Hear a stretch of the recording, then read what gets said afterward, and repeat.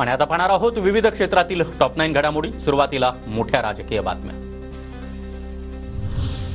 आता लोकसभेसारखा दणका दिला, योजना बंद, महायुतीला साथ दिल्यास योजना चालू राहील, अजितदादांचं पुन्हा एकदा वक्तव्य।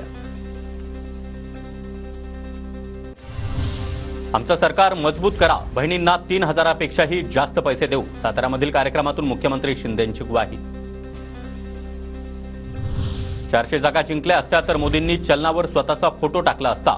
सुजाण भारतीय जनतेनं तिरंग्याचे आणि स्वातंत्र्याचे आणि संसदेचं रक्षण केलं, सामनाच्या रोखोकमधून मोदींसह भाजपवर निशाणा।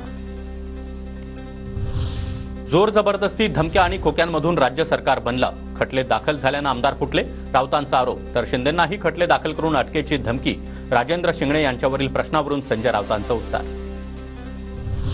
बँकेच्या अडचणीमुळे राजेंद्र शिंगणे अस्वस्थ होते, शिंगणे संवेदनशील नेते, आमच्या कुटुंबाशी अनेक दशकांपासून त्यांचा संबंध, सुप्रिया सुळेंची प्रतिक्रिया।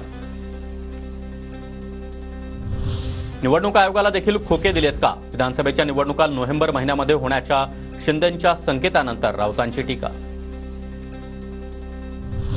पक्षाला देणग्या मिळत असून सर्व खर्च निवडणूक आयोगाकडे जाईल, भुजबळांचं दमानिया यांना उत्तर। गुलाबी कॅम्पेनसाठी पैसा कुठून येतो, दमानिया यांनी केला होता सवाल।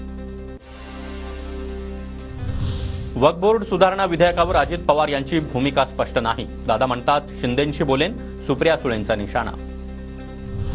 अजित पवारांची जनसन्मान यात्रा उद्या नवाब मलिकांच्या मतदारसंघात, चेंबूरच्या देवनार आगाराजवळ जनसन्मान यात्रेत सहभागी होण्याचं मलिक यांचं ट्विट करत आवाहन, भाजप नेत्यांच्या भूमिकेकडे लक्ष।